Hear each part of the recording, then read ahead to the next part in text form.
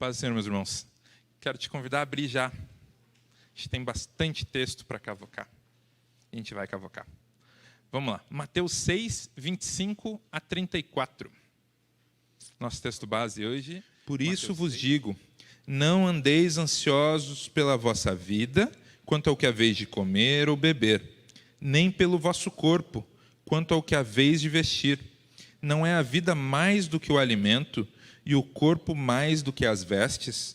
Observai as aves do céu, não semeiam, não colhem, nem ajuntam em celeiros, contudo vosso Pai Celeste as sustenta.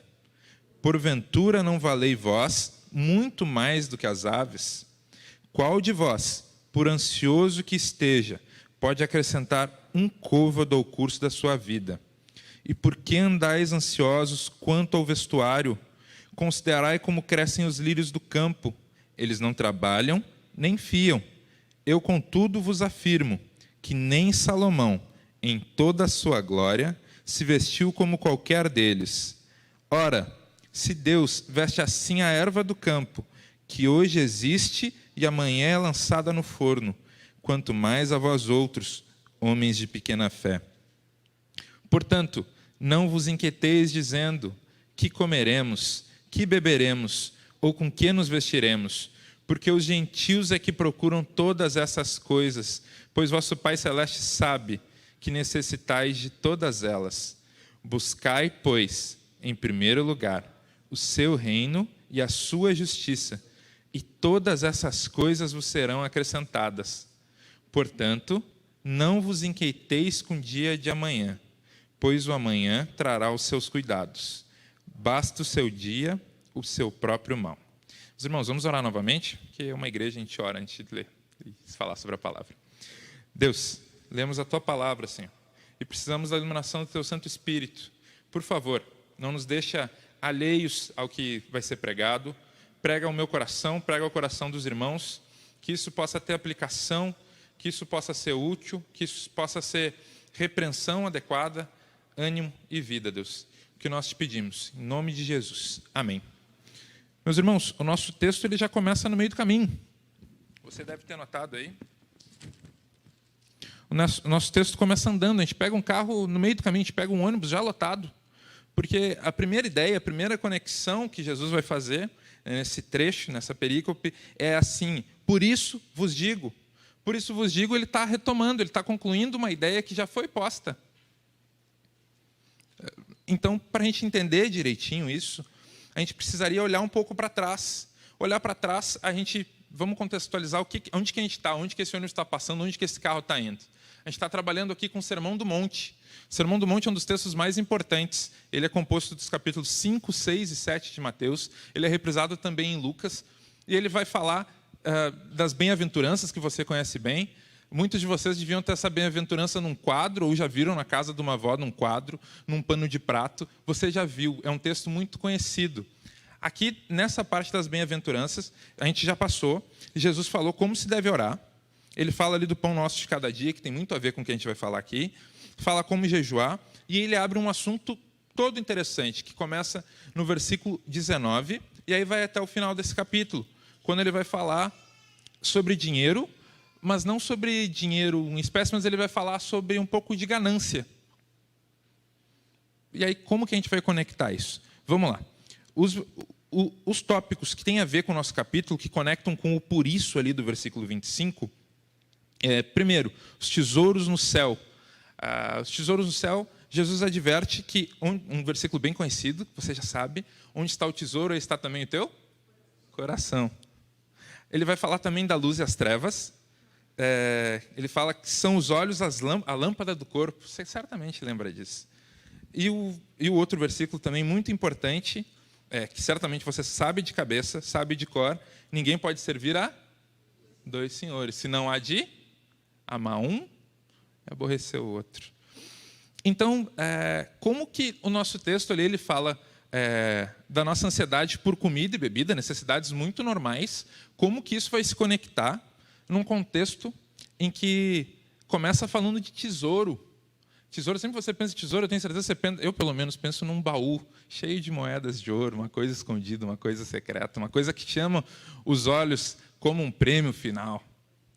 Ali a luz e as trevas, parece que ele não fala sobre dinheiro, mas ele fala, acredita em mim. Ele está falando assim, olha, se tu não vê o que... Os olhos são a lâmpada do corpo.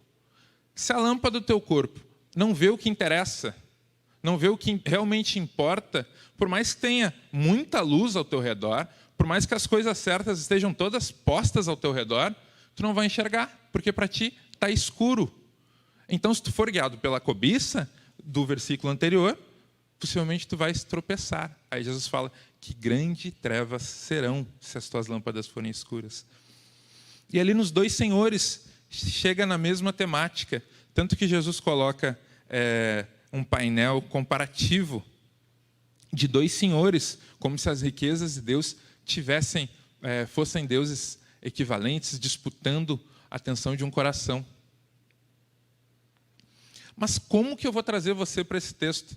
Porque certamente a sua vida não tem tesouros, certamente eu estou sendo audacioso, mas possivelmente você não tem riquezas tão grandes quanto esse texto está tratando. Possivelmente eu perdi o meu ouvinte agora. Mas não, de alguma forma, Jesus vai conectar tanto o rico, a pessoa do iate, a pessoa do helicóptero, como a gente que está preocupado com um boleto, que está preocupado com um aluguel, que está preocupado com problemas da vida real.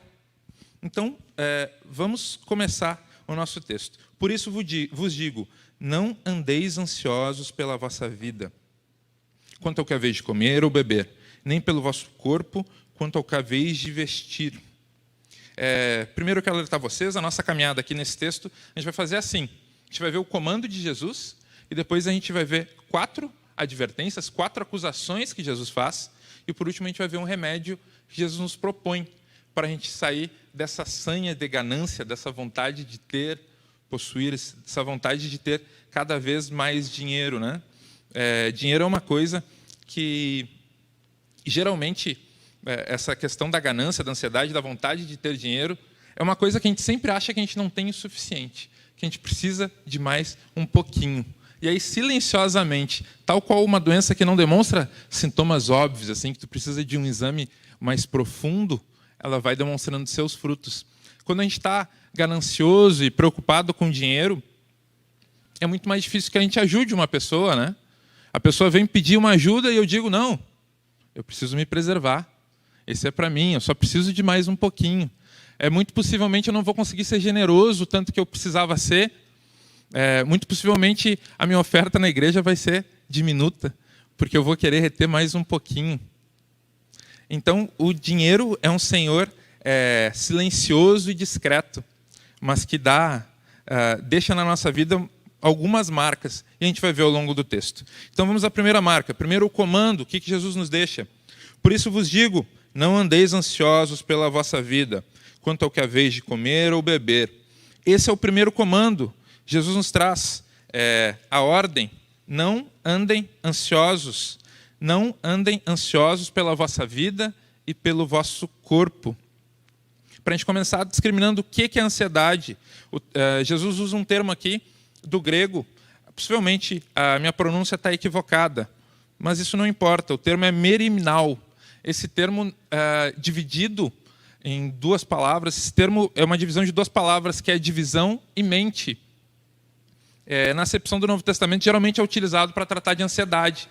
Mas se tu tratar literalmente a palavra, as 2 palavras juntas, elas significam mente dividida. Uma mente que não está atenta ao que está acontecendo ali, ou que pelo menos tem uma distração muito grande. A ansiedade aqui que Jesus coloca é como um vírus que vai ocupando o nosso computador, a gente abre ele novinho, e ele não trava, o nosso celular ele não trava, mas depois de um tempo, a gente abrindo aquelas tantas mensagens do WhatsApp, clica em alguma coisa maliciosa e aquilo vai trancando, né? Porque ele está ocupado, ele está ocupando o processamento dele com outra coisa, que não o bom funcionamento para qual ele foi planejado. Então, merimnao significa mente dividida. Se você quer uma ilustração melhor de uma mente dividida, principalmente se você conviveu com um adolescente, você sabe o que é uma mente dividida. A mente do adolescente nunca está com você quando você está explicando alguma coisa para ele. Diz para um adolescente, por favor, leva o lixo. tá bom, vou levar. Pode contar. Quando você voltar para ver a tarefa, é muito provável que aquele lixo esteja no lugar. O adolescente não estava com a cabeça ali. A cabeça dele não estava na orientação da mãe dele. Não, a cabeça dele estava em 1000 outras coisas, que nem cabe aqui falar.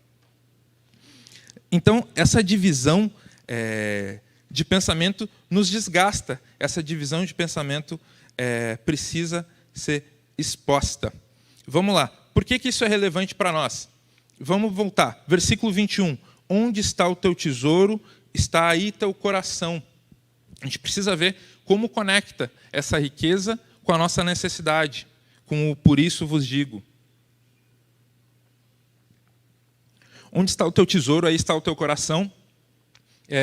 Numa explicação bem simples, Jesus está advertindo, olha, aquilo que tu considera muito precioso, aquilo que, quando você pensa, se eu tiver aquela coisa, se eu tiver aquela pessoa, eu estarei bem, estarei feliz, estarei seguro, é também, de alguma forma, aquilo que te limita. Aquilo que, dependendo do que for, pode te escravizar. Se o meu tesouro está em possuir um carro, se o meu tesouro está em ter segurança, estabilidade financeira, muito possivelmente as minhas ações serão limitadas pelo meu tesouro. Então, daqui a pouco no meu trabalho, eu vou receber uma proposta indecorosa, uma proposta que ao crente não cumpre nem mencionar. Ao invés de denunciar ou mesmo perguntar. Às vezes, quer ver?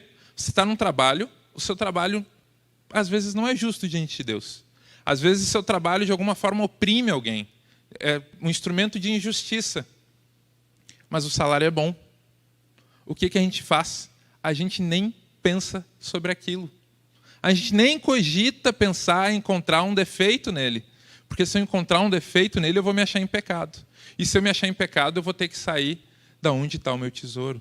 Eu vou ter que renunciar a muito dinheiro, ou a pouco dinheiro, enfim, vai de cada um. Mas eu vou ter que renunciar àquilo que me é precioso. E o versículo 21, desse capítulo, Jesus está advertindo, olha, cuidado para não valorizar os teus tesouros por demais. Que eles não aprendam o teu coração. Que eles não tenham um lugar que não é dele.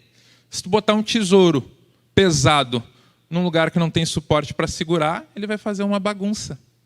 Assim o tesouro equivocado, assim o tesouro que toma o primeiro lugar, faz na nossa vida.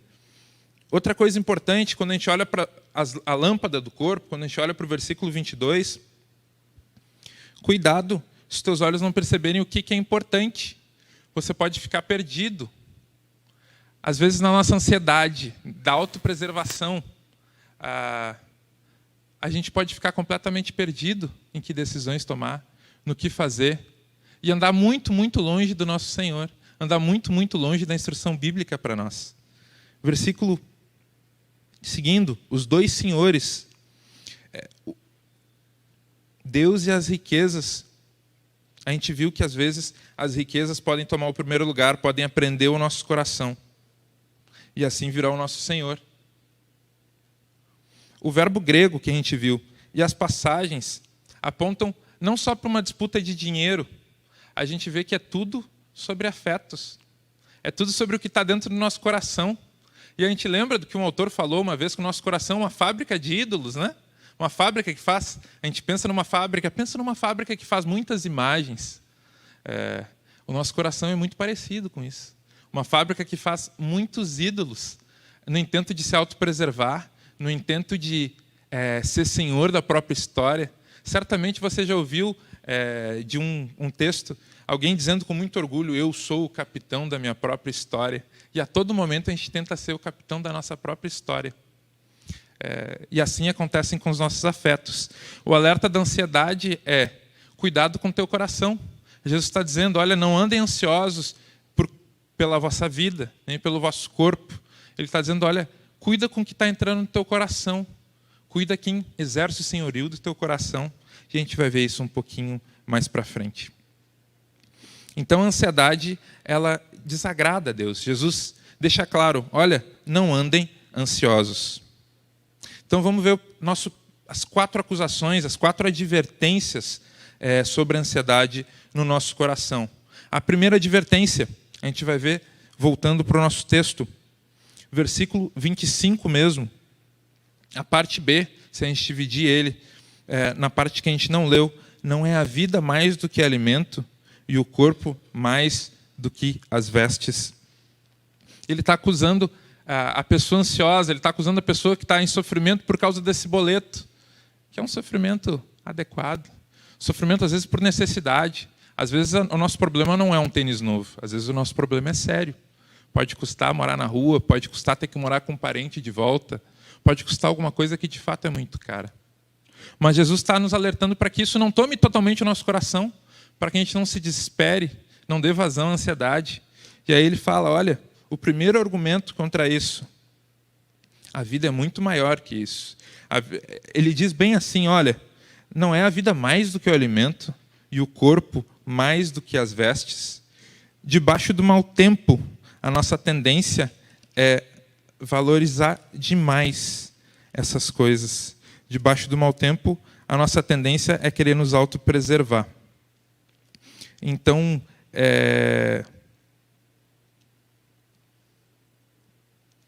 que o boleto de crédito, que a cesta básica, que o aluguel, que o tênis novo, que o teu carro, que a tua moto, não ocupem o centro das tuas emoções.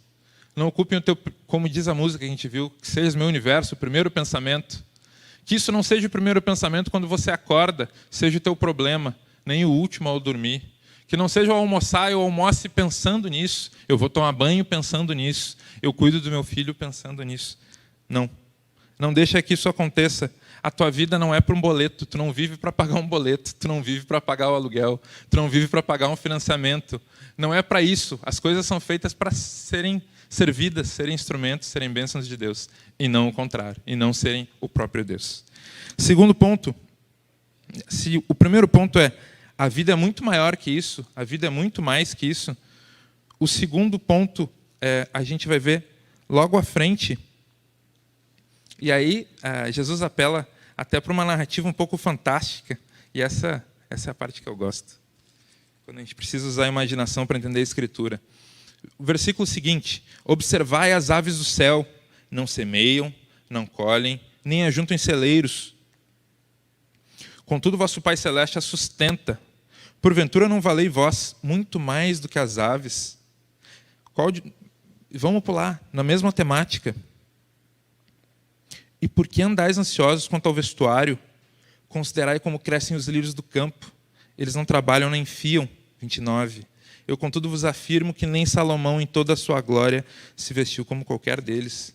Ora, se Deus veste assim a erva do campo que hoje existe e amanhã lançada no forno, quanto mais a vós outros, homens de pequena fé. A nossa segunda acusação.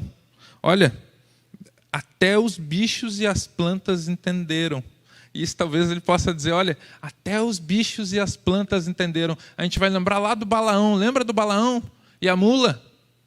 Deus dá uma ordem tão evidente para o Balaão que ele está fazendo errado, que a mula, de maneira fantástica, repreende ele. Diz, olha, Balaão, não faz isso.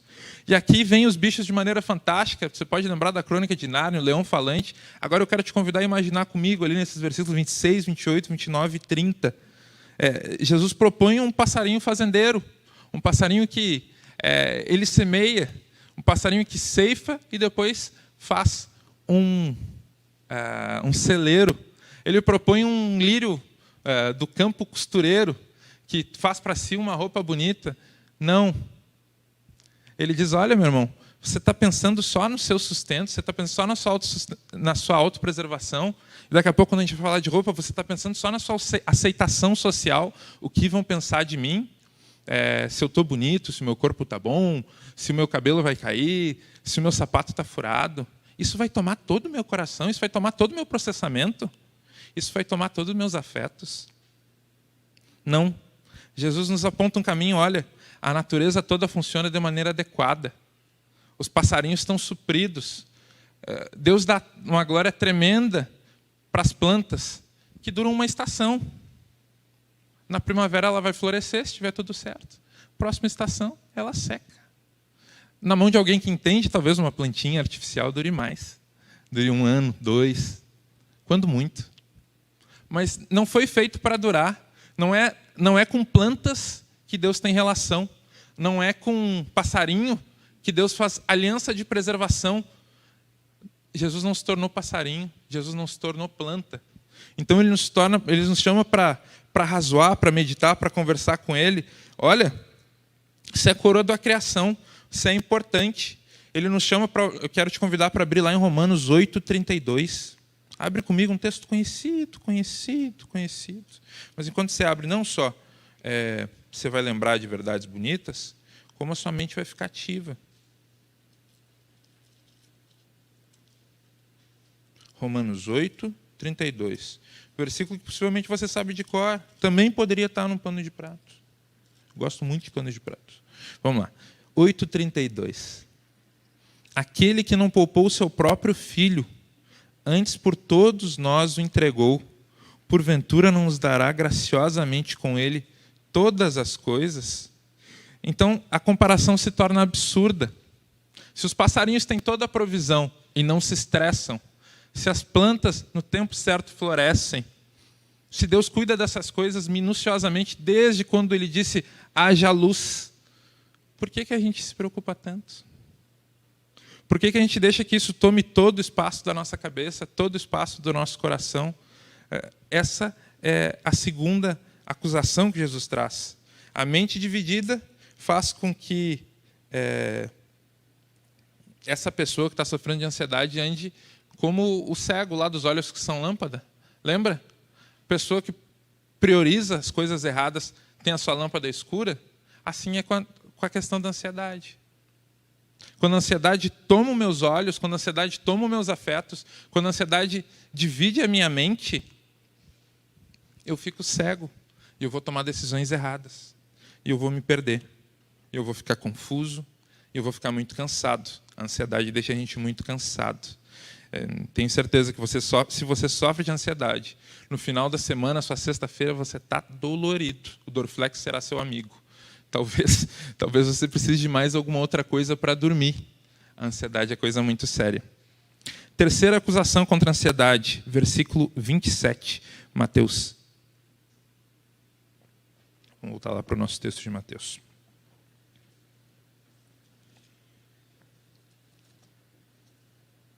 Mateus 6, 27.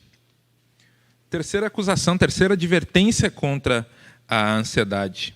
Essa é mais simples, ela é inútil. Versículo 27 diz assim: qual de vós, por ansioso que esteja, pode acrescentar um côvado ao curso da sua vida? Se a ansiedade, em essência, como a gente vem trabalhando a ideia, é algo que divide a nossa mente, geralmente em resposta a um instinto de autopreservação ou de aceitação social.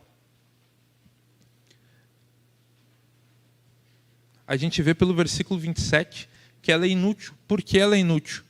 Se o medo aqui em si é o medo de morrer, é o medo de falhar, Jesus diz assim, olha, por mais, quem que ansioso que esteja, quem que por mais capricho que tenha, que mais medite sobre o assunto que lhe assusta, quem que vai conseguir o fim pretendido? Se o fim pretendido é durar mais, é viver, se possível, eternamente, é ser aceito, se possível, sempre. Quem consegue ser aceito por todo mundo? Quem consegue viver para sempre? Não é possível. Não é possível. E aí Jesus faz essa comparação, olha, por mais ansioso que você esteja, você não vai conseguir o bem pretendido. Você não vai adicionar à sua vida. Você não vai ser aceito por todo mundo. E aí no texto correlato lá em Lucas 12, 26, Jesus fala, olha, se o mínimo que é durar um pouco mais, que é cuidar da própria vida, a gente não tem sucesso, por que vocês querem procurar as coisas mais profundas sobre a soberania de Deus? Se vocês não têm domínio sobre o mínimo, se é tudo provisão de Deus em última instância. Quarta acusação, versículo 32. Vamos pular uns versículos, vai. Vamos lá para o versículo 32. Porque os gentios é que procuram todas essas coisas, pois o vosso Pai Celeste sabe que necessitais de todas elas. A quarta acusação é, olha, a tua ansiedade faz com que tu haja como alguém que não conhece a Deus. parafraseando um amigo meu que diria, de forma um pouco mais efusiva, ele diria: para, você está parecendo descrente. E é justamente isso. Quando, no afã de nos preservarmos, no afã de cuidar das nossas coisas, sobre todas as coisas, de dividir nossa mente dessa maneira, nós nos parecemos como quem não conhece a Deus. Porque pelas razões que a gente já viu, tudo é provisão de Deus. Tudo é provisão de Deus. E a gente deve encarar tudo provisão de Deus. O nosso trabalho é provisão de Deus. Eu trabalho, a gente trabalha. A gente não espera, a gente não fica numa casa orando para que Deus traga mantimentos. Isso, em que pese, pode acontecer em algumas situações específicas. É seu dever trabalhar. Continue trabalhando. É seu dever economizar o dinheiro para pagar o seu boleto. Continue sendo responsável. Mas vamos equilibrar. A minha responsabilidade é fazer aquilo da melhor forma possível. A minha responsabilidade não é controlar o futuro. A minha responsabilidade não é evitar uma tragédia. A ansiedade nos leva a construir tragédias na nossa mente. As nossas narrativas, quando a gente vai falar se o problema é dinheiro, geralmente você vai se imaginar na sarjeta. Geralmente você vai se imaginar sem emprego. Isso lá em casa, a Jaísa já ouviu essas narrativas, especialmente no começo do casamento, milhares de vezes. A gente fazia milhões de planos para caso ela perdesse o emprego, eu perdesse o emprego, a gente tivesse saídas. No final, essas coisas geralmente têm muito pouca utilidade. Gera mais muita ansiedade, muita insegurança. É uma vida cheia de melindres, porque a qualquer momento o que eu mais temo pode se materializar na minha frente. E aí Jesus nos repreende: olha, quem pensa assim são os ímpios. E por que são os ímpios? Porque ele elenca ali, olha, o vosso Pai Celeste. Os ímpios não provaram e viram que Deus é bom. Nós provamos. Nós sabemos, nós falamos que Deus nos tirou do império das trevas para o reino do Filho do seu amor. Se Ele é poderoso para fazer com que a gente, nessa miséria, entre no céu naquele dia, como o Serginho falou hoje de manhã, dos portões do céu que Jesus adentrou, né? Você vai adentrar no portão do céu. Eu espero que isso esteja fixo no seu coração. Isso é possível, esse milagre vai acontecer. Os nossos corpos serão gloriosos, você vai ressuscitar. Se Deus é Deus para essas coisas, por que Ele não pode ser o Deus do nosso boleto? Por que Ele não pode ser o Deus do nosso tênis, o Deus do nosso emprego, que a gente tanto... Eu não sei o que toma o seu afeto, mas Deus precisa ser Deus aí também. Essa é a quarta acusação. Pare de ter ansiedade dessa forma. Você está agindo como um descrente. Ele fala, olha, são os gentios que buscam essas coisas. São os descrentes. E não torna isso como gente que tem menos qualidade. Mas, por algum motivo muito estranho, Deus resolveu se revelar para ti. Ele resolveu que as palavras da Escritura façam sentido na tua vida e aquilo mexa com as tuas afeições, e você vem aqui domingo após domingo, e você tenta, e você evita a mentira, e você evita o adultério, e você procura diligentemente fazer essas coisas por algum motivo que a gente não sabe. E nessa mesma providência oculta e soberana de Deus, Ele cuida da gente.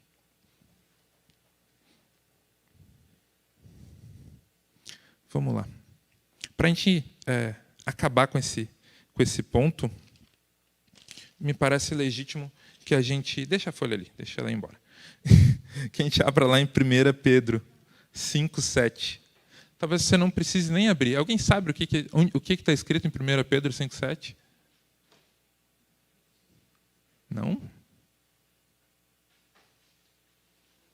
1 Pedro 5,7. Para uma pessoa ansiosa... Não, meu irmão, não precisa. Não. Primeiro que tu é mais velho. O ideal é que eu me agachasse para pegar a tua folha. Obrigado. 1 Pedro 5,7. Você achou? 2 Pedro. 1 Pedro 5,7. Lançando sobre ele toda a vossa ansiedade, porque ele tem cuidado de vós.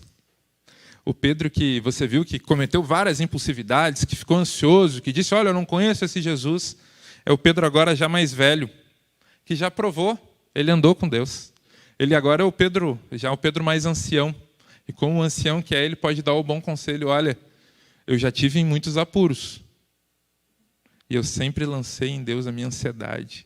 E eu estou firme, eu estou em pé, porque o meu Deus me sustenta. Então, diga para a sua ansiedade: olha, ansiedade, a gente já conhece um Deus. Você não vai tomar o assunto todo, você não vai tomar de assalto essa coisa toda. Existe um Deus que cuida de nós. Pela minha experiência, eu lembro que Deus agiu na minha vida assim, assado e assado. Então, eu não sei como é que vai ser com esse emprego, eu não sei como é que vai ser com esse boleto, eu não sei como é que vai ser. Pode ser até que os meus medos se concretizem. Pode ser que a minha previsão fosse, na verdade, não uma catástrofe, mas fosse uma previsão lógica. Mas mesmo ali, Deus vai me sustentar. Olha a ansiedade. Se eu perder esse aluguel, Deus vai achar um lugar para mim. Se eu perder esse emprego, Deus vai ter um sustento para mim. Então eu não vou ser como os gentios, eu não vou ser como o descrente. Eu tenho um Deus pessoal e eu confio nesse Deus pessoal, porque eu provei que Ele é bom. Então vamos agora para o remédio. Jesus nos propõe também um remédio. Ele nos propõe que a gente saia desse ciclo de ganância, desse ciclo de ansiedade, desse ciclo de mente dividida. Quero te convidar a voltar para o nosso texto lá de Mateus, para a gente passar a arrematar esse texto e depois concluir. Volta lá para Mateus 6. A gente vai tratar um outro versículo para lá de conhecido, o 33.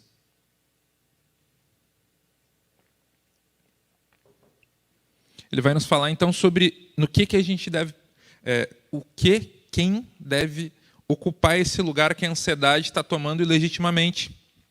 Pensa que a ansiedade é um governo ilegítimo.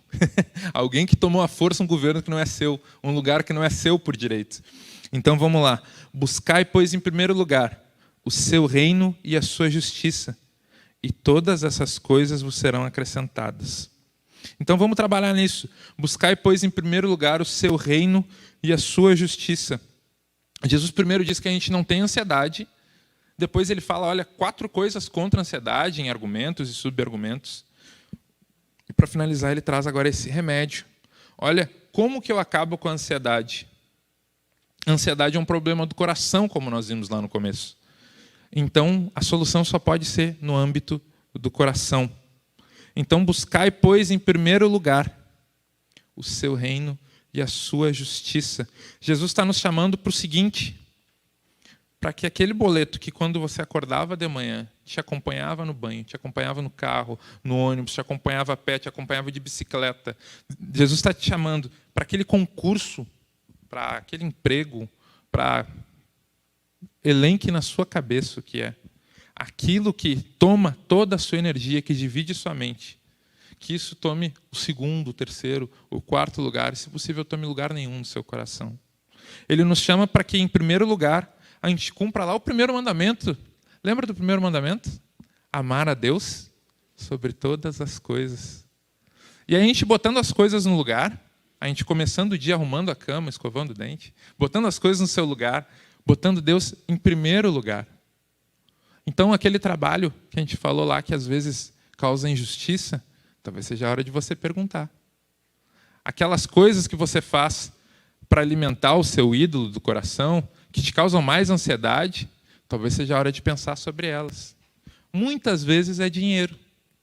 Tanto é que Jesus adverte sobre isso inúmeras vezes. Jesus fala muito mais sobre dinheiro do que, por exemplo, uma coisa que nos assusta muito, que é o adultério, que é a lascívia.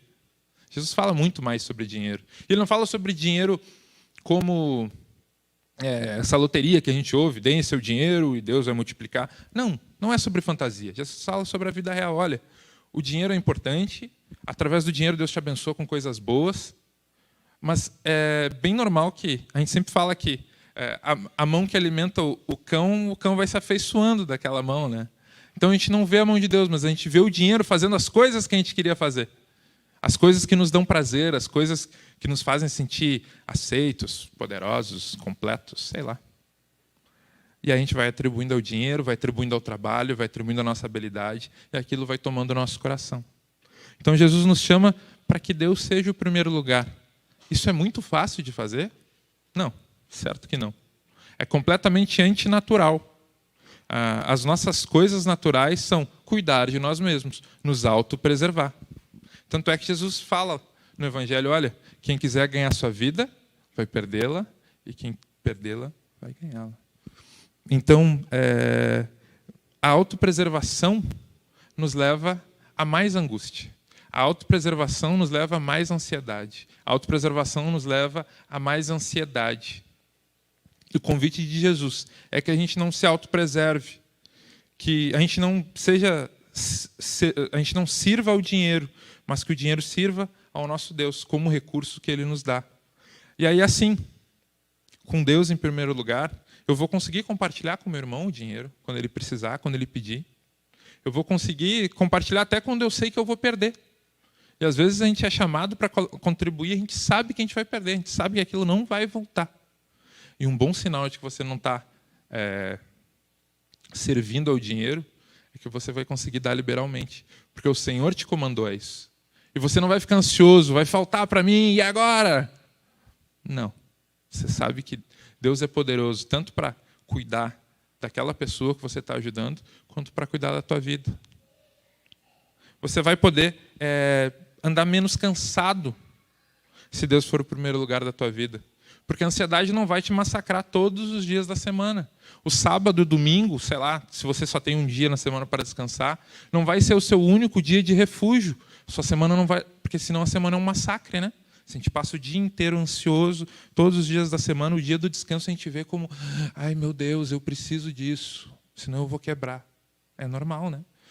O nosso trabalho acaba virando um grande fardo, as nossas obrigações viram um grande fardo por causa da nossa ansiedade. Então, que Deus possa ser o nosso primeiro lugar. Como buscar isso? Como encontrar isso? Como conseguir isso?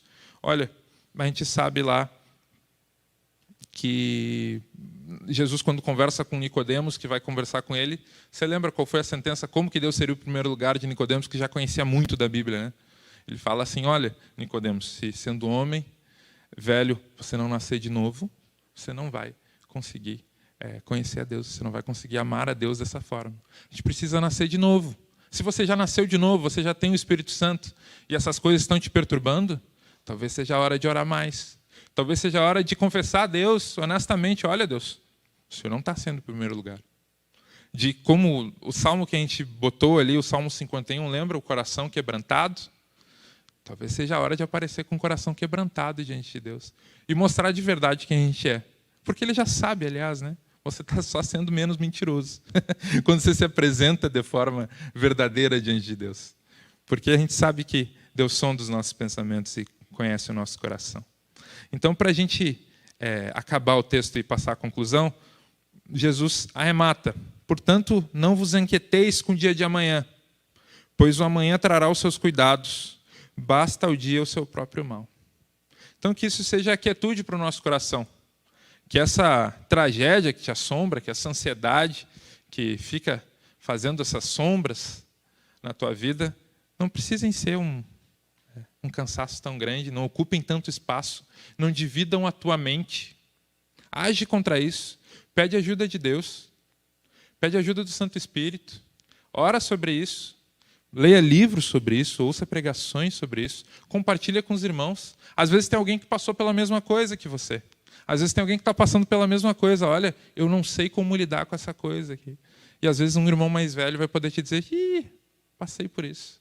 Deus me sustentou assim, assado. Eu provei e vi que Deus é bom, provei e vi que Deus me ama, que Deus se importa comigo. Então, que o amanhã não seja um problema para nós. Então, vamos aplicar o nosso texto. 1. A ansiedade nos faz inverter valores, como a gente viu. Diante da ansiedade, a gente torna o que é comum extraordinário e o que é extraordinário comum. A ansiedade nos faz esquecer da providência de Deus. Se o passarinho vive de acordo com a providência de Deus, a planta vive de acordo com a providência de Deus, eu, coroa da criação, por quem Deus morreu numa cruz, me esqueço da providência ordinária, da providência do pão de cada dia.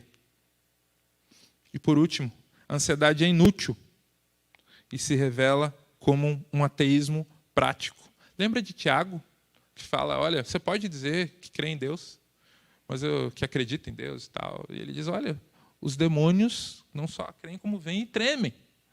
Então mostra com as tuas obras. Tuas obras, geralmente a gente fala em boas obras, isso é muito bom. Boas obras agradam a Deus, se feitas com a motivação correta. Mas aqui é uma forma da gente demonstrar o nosso ateísmo prático, de que a gente não acredita em Deus. Quando isso nos leva ao desespero, quando isso toma conta da nossa vida. 2. Nosso coração é desesperadamente materialista. Vigiemos. Jesus deu ênfase, ele repete o texto, ele aplica ali a técnica de ensino, em que ele dá ênfase, ele trata praticamente do mesmo assunto de vários prismas, de várias formas. Por quê? Porque é importante. Porque você vai se estressar com dinheiro, porque você vai se estressar com comida, você vai se estressar com roupa. É assim, é normal. Então vigia. Se você não está sofrendo por isso, fica atento, é importante. Por último, que Deus seja a razão. Aquela uma coisa que te move e dá satisfação. Que Deus seja o primeiro lugar. Porque se Deus for o nosso primeiro lugar, se pelo Espírito Santo nós podemos viver isso de verdade, então pode vir o que for. Porque isso não vai ser tirado. A gente vê no texto anterior, quando Jesus fala do tesouro, acumulem tesouro no céu. Porque lá ninguém vai roubar teu tesouro. Se tu fez uma poupança num banco, o banco não vai quebrar.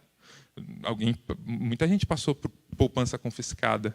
Se você tem ouro, o seu ouro não pode ser por alguma artimanha roubado. Se o teu tesouro é de alguma forma perecível, se o teu tesouro é uma pessoa, essa pessoa pode ser tirada, infelizmente. Então, se a razão do teu viver for o próprio Deus, então nada pode tirar a razão do teu viver.